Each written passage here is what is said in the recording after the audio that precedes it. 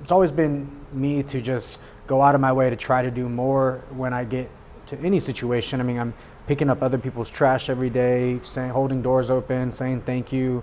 Whenever I saw like this lady walking across the street using a crutch, I purposely slowed down and stepped to her right side in order for her to be more comfortable finishing crossing the street, since it was already blinking zero.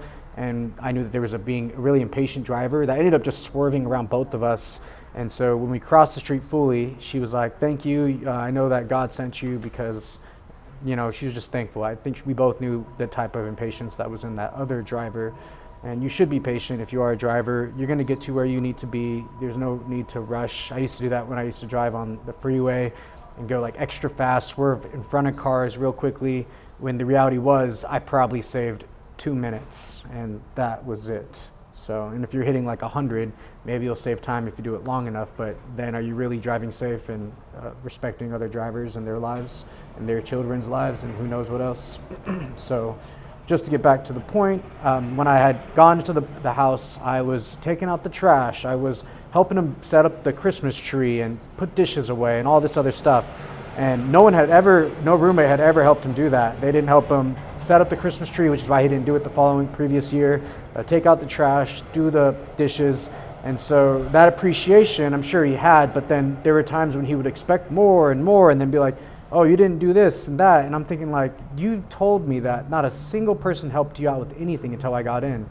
You should be appreciative of that. And so there were times to refer to this when we had this other roommate who I wasn't really fond of.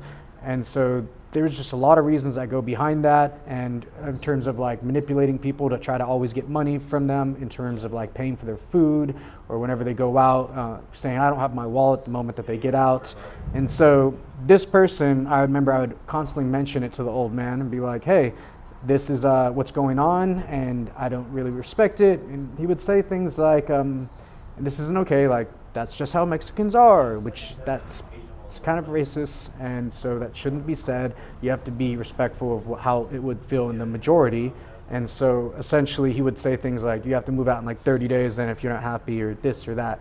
And I'm thinking like, I'm just trying to defend what's right, but in general, you're asking me to leave for a person who has been proven to do what's not right and not help you out.